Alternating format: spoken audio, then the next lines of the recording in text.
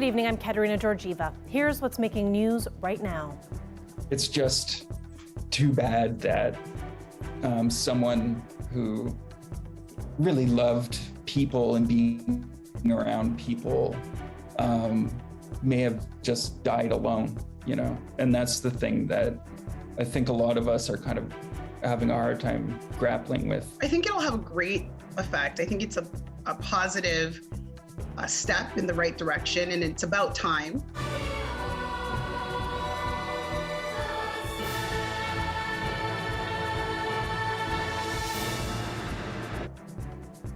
Thanks for joining us.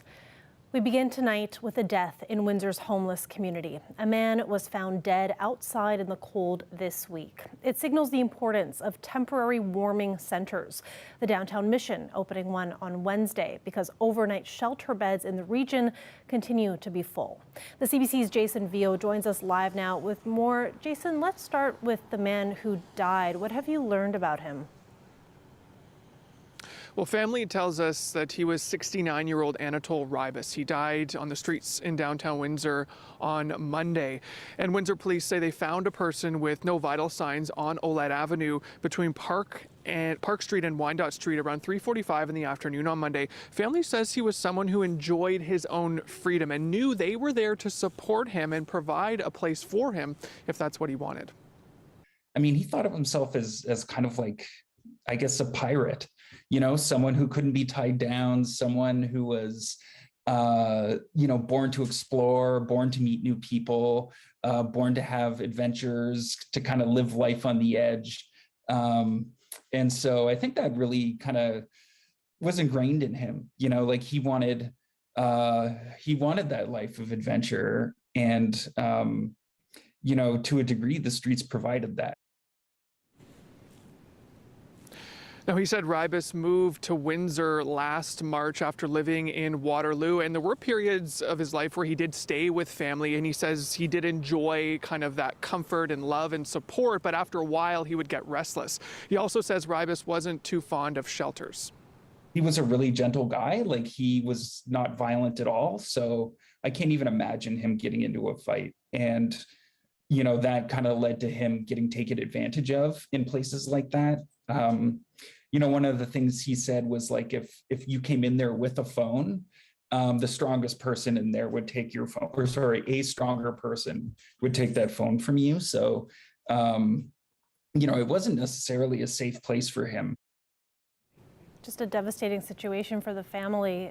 Jason, Windsor has been especially cold these past few weeks, and now we know that the Downtown Mission is also doing something temporary to help the homeless out of these freezing conditions. So tell us more about that. That's right. So they've opened up just this week an overnight warming center here at its building on 875 Olette Avenue. And it's quite a simple setup. Chairs inside of the lobby, but it really serves an important purpose, keeping people out of the cold at night when they have nowhere else to go. And it holds a maximum of 10 people who must wear masks and socially distance. The city also provided 2 security guards to help with this center. And the Downtown Mission says something like this is needed because overnight shelter beds in the city are full. I think it will make a difference because people will now know that even if they don't have a bed, as hard as it is to turn people away for every shelter, at least now the other shelters too will know that, this is another resource that they can give to someone.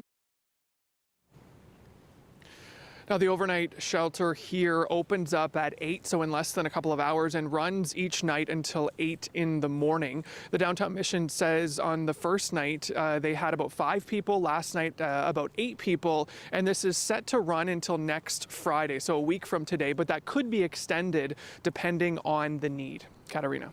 Thanks for this, Jason. CBC's Jason Vio live tonight. The unemployment rate jumped sharply in Windsor last month. It went from 7% last December to 8.2% in January. Windsor now has the 3rd highest jobless rate among larger Canadian cities, after Peterborough and Calgary. Nationally, the jobless rate rose 0.5%, and according to Statistics Canada, the economy lost 200,000 jobs, and that's largely attributed to stricter public health rules. And an update now on COVID-19. 3 more people have died in Windsor, Essex because of the virus. 2 of them were in their 70s, another in his 60s. There are also 70 people in hospital, 11 in the ICU. Meanwhile, visitor restrictions at long-term care homes are going to start easing. Starting Monday, the number of designated caregivers per resident will go up from 2 to 4, though only 2 can visit at a time. For more than 2 years, Canadians have had to live with some of the strictest COVID-19 measures in the developed world. With the Omicron wave now receding and Canada's relatively high level of vaccination, some provinces have started planning for a return to normal. But health experts say we aren't out of the woods yet, and we can't drop our collective guard. Christine Birak looks at that story. Like driving through a blizzard, pandemic uncertainty is exhausting. Some are now impatiently racing towards any light on the horizon, but no one knows what's up ahead. It's premature for any country either to surrender or to declare victory. The WHO says a troubling narrative is gaining traction, that vaccines, along with higher infection rates and a less severe variant, mean countries can drop their guard. Nothing could be further from the truth. More infections actually lead to more mutations and more deaths. Just as no one predicted, this 5th Omicron wave would take so many lives. Our hospital is full to the rafters. There's still a lot of actual COVID disease in the community. And I think that, talking about saying, well, at this point, we're just going to go back to normal, it doesn't feel normal yet. But as cases recede in Canada and restrictions lift, it's clear not all measures were equally effective. Individual testing and tracing fell apart. It's like trying to isolate a single tree in a burning forest. It doesn't necessarily make sense anymore. Does this mean that we have to accept a burning forest, though? Some scientists suggest wastewater and air testing could better pinpoint communities at risk. And while targeted health measures make sense, experts say getting rid of them all does not. I think that we need to try to bring the public along with us on this sort of epidemiological ride. We know vaccines and masks offer strong protection without lockdowns, but experts say people need to understand this virus keeps changing, and so does our immunity to it. I think it's really important to communicate to the public that the evidence is unfolding. Here are the uncertainties. This is what we're going to need to do if numbers don't come down. And here's what we can do if, in fact, numbers do improve. No one can predict the pandemic's road ahead, but everyone wants their loved ones to safely make it to the end. Christine Birak, CBC News, Toronto. A group of Uyghur Muslim Canadians came to Windsor from around southwestern Ontario today to protest the Olympic Games being held in China. More than 2 to 3 million Uyghurs are arbitrarily detained and put in concentration camps. And everybody here, the Uyghurs here, you can talk to, almost every of them, they know or they have someone in their family members who've been arbitrarily detained in Chinese concentration camp. So we're strongly against this genocide game. If the genocide is not a red line to boycott this Olympic, I don't know what will. China lies, people die! China lies, people die! Shame, shame, shame, CBC! The protesters held their demonstration outside the CBC studios on Riverside Drive. They were also calling on the CBC to stop carrying the Olympic Games. China has come under fire from the international community for widespread human rights abuses against the Uyghur minority. And that includes allegations of arbitrary detentions of Uyghur people. And as a response to the protests, CBC said as a public media company, CBC Radio-Canada remains concerned about issues of human rights in China, and we continue to shine a light on these issues in our coverage of the country. And at the same time, we have a contractual agreement with the International Committee to present the Olympic Winter Games Beijing 2022 in Canada. Our coverage of elite amateur Canadian athletes from local competitions through to the Olympics supports their careers and amateur sport in Canada.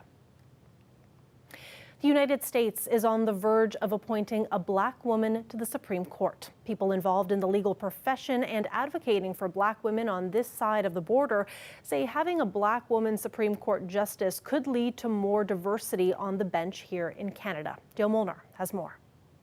The person I will nominate will be someone with extraordinary qualifications. U.S. President Joe Biden has pledged to pick a black woman as a Supreme Court nominee for the first time in history, something that advocates for black women hope will inspire more of the same here. Yeah, I think having a black woman on the Supreme Court in the United States of America would absolutely set an amazing example for a lot of women and a lot of young girls right here in Canada. I think this particular moment in American history will definitely, do something inspirational here in Canada and hopefully inspire not only just, young men and women in our country, but also our government officials and members of parliament that will recognize that this is something and a step that we should be moving in as well. Lawyer Patricia Brown says those who choose judges to sit on the bench need to push for more diversity in the judiciary, especially since two people of color locally, Judge Micheline Rollins and Judge Lloyd Dean, recently retired. So it is a very important moment in history certainly for Black history. Lawyer Linda McCurdy also says there needs to be more diversity at all levels of the court system, but it should happen regardless of what happens in the states. That has and should have nothing to do with our decision to have a Black female on the Supreme Court, which we should have. It should just be about the fact that we need to have representation for the population and its makeup. We in Canada just had His Honor Justice Mahmoud, M-A-H-M-U-D Jamal. He was appointed to the Canadian Supreme Court, and he was the first person of color to be appointed. And so that was a great moment for Canada, and I think that more and much more needs to be done. Brown says people of color on the bench can identify with the issues facing other people of color, and the judiciary should be a reflection of the society that it presides over. Dale Molnar, CBC News, Windsor. As part of our coverage of Black History Month, we're highlighting local voices that have enriched the Black community. The late Howard McCurdy is one of those people. He was a scientist, activist, and politician. His daughter says his activism was on par with leading civil rights speakers in the U.S. He was an excellent speaker and spoke about civil and human rights all over the world. He was a leader that started what became the National Black Coalition in Canada. As a scientist, he started his work as a teenager when he couldn't bowl in the bowling alley he could work in, and he just did so much. I don't know. I guess he was he was brilliant, of course, in so many ways, but he was also very, very driven. McCurdy was a man of firsts. First Black Canadian tenured professor, first Black department head at a Canadian university. He led the biology department at the University of Windsor. He was Canada's second Black MP. McCurdy died in 2018 at the age of 85. His daughter says his legacy lives on, adding, quote, "If a Black man was to be on a Canadian bill, it should be him." The City of Ottawa is stepping up policing around the anti-COVID mandate protest on Parliament Hill. They're launching a surge and contain strategy as thousands more protesters are expected to arrive in Ottawa over the weekend. We will have a hardened plan for the weekend's demonstrations, including concrete barriers, expanding that red zone, and locking down bridges, highways, and major thoroughfares to reduce the ability of vehicles and trucks to come in, and when they come in, to target them, ticket them, and remove them as best we can. About 150 officers will be added to patrol the central part of the city, and local police will be getting some help from the RCMP. City officials are bracing for the arrival of as many as 2,000 more protesters and up to 1,000 counter-demonstrators. Protest organizers have said they will stay until the federal government announces an end to all COVID-19 vaccine mandates and restrictions. The protesters demanding an end to mandates are also rolling into Toronto for the weekend. Police have laid out some of their plans to limit disruptions, and the mayor says there will be no repeat of what is happening in Ottawa. I have made it clear to Chief Raymer that I will support his men and women doing everything they can reasonably do to avoid the type of situation currently being faced by Ottawa residents and businesses. Police have already started blocking off streets in the area around Ontario's provincial legislature, which is expected to be the center of the protest. And they're hoping to divert protest traffic to staging areas away from the city core. A key concern for officials is maintaining access to several major hospitals that are near the legislature. A group of healthcare workers has announced it is planning a counter-demonstration tomorrow. Let's take a live look outside. There, a glimmer of that sunset. Love seeing those colors. This weekend, a mix of sun and clouds. Now that that storm has passed, we can actually enjoy the snow with some sunshine. Nick Cirkovich will be here after the break with an update. Stay with us.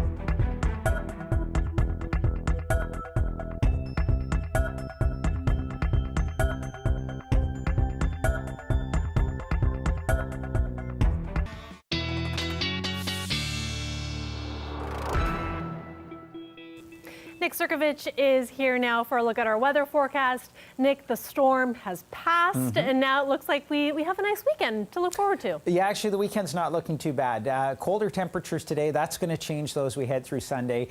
So all in all, sort of improving conditions, if you will. We've had a few snow flurries just falling across the region recently, but that's pretty localized stuff. You look at the bigger picture, really not much going on. We've got some sort of streamers just up toward the Sarnia area right now, or a little bit east of it. And again, a few flurries here and there, but generally speaking, nothing to speak of in terms of snowfall for tonight. We'll still see some flurries continue through the overnight period, I don't think we're going to see anything accumulating. I mean, locally about a centimeter in some surrounding areas, but that's about it. By tomorrow, things start to clear out. We've got at least partly cloudy skies tomorrow, or a mix of sun and cloud.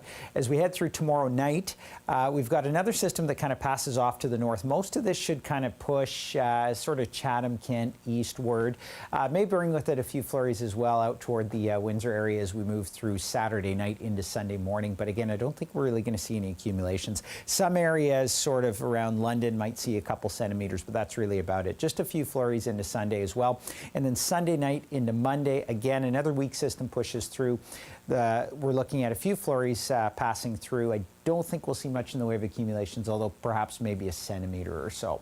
Now, in terms of the winds, not too bad today, although they're going to sort of die off a little bit more into tomorrow, and then they'll pick up again on Sunday. So Sunday's going to be a bit of a breezy day there. So even as temperatures are improving, the wind chills will stay cold just because of the winds themselves. Right now, temperatures sitting at -7 degrees in Windsor, out to -12 in London. With the wind chill, it feels like -11, so not a whole lot to speak of in terms of the winds. And again, those two things balance off as we move through Sunday. Temperatures are going to warm up, but the wind chills will stay cooler just because of the winds. There's a look at tonight's forecast, -15. Tomorrow, -7 degrees. Again, wind chills between -13 and -15 across the region. Tomorrow, actually, the coldest of the days, -6. The risk of a few flurries there as well. And sort of partly cloudy skies. We'll see some hints of sunshine. Sunday looks pretty good, though, and a few flurries as we head through Monday. But look at this. Above zero by the end of the 5-day forecast. I'll take it. Nice I'll change. take it. Yeah. Thanks so much, Nick. You bet. When we come back, it is time for the Olympic Games. So we'll have more right after the break.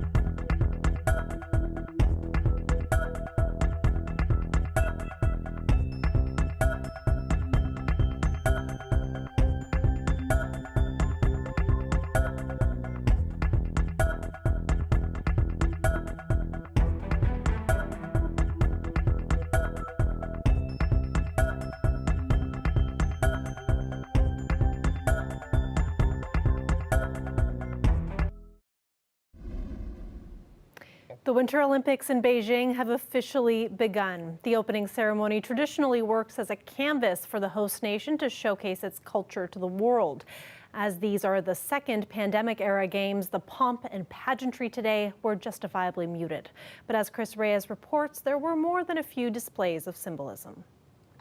Neither COVID-19 restrictions nor controversies stopped the opening ceremonies of Beijing 2022. Now, if you just looked at the stage and the sky, it looked every bit like an Olympic show. There were fireworks, of course, performers in colorful costumes, mascots. But if you looked all around, you could really tell that these games are happening yet again under COVID-19 restrictions. You know, under normal circumstances, the opening ceremony of an Olympic Games would be a hot ticket. In this case, ticket sales were not even allowed. There were plenty of empty seats. You certainly didn't get that big stadium energy that you would get in a stadium this large, 81,000 capacity. Another highlight of the show, the parade of athletes. There was some speculation that maybe we would see some kind of protest or boycotting. We certainly didn't see signs of that. You saw Team Canada come out, march on, looking pretty festive and looking, pretty fashionable in their Lululemon outfits. So that was certainly a highlight. I think that's the one thing that everybody can agree on, is that these athletes representing 91 countries deserve to compete in their sport. One thing that will be much talked about with this opening ceremony is the fact that the Olympic cauldron was lit by an athlete that, according to Chinese state media, belongs to the Uyghur population, a Muslim minority group in this country that, according to world leaders, including Canada's, and human rights activists, continue to be persecuted by the Chinese government. Let's talk about who wasn't here. There was, of course, a diplomatic boycott led by Canada, the U.S., the UK, Australia. Who was here? Russia's Vladimir Putin and UN Secretary General Antonio Guterres. On stage, however, there were no professional celebrities, no professional performers, only ordinary citizens and students were performing.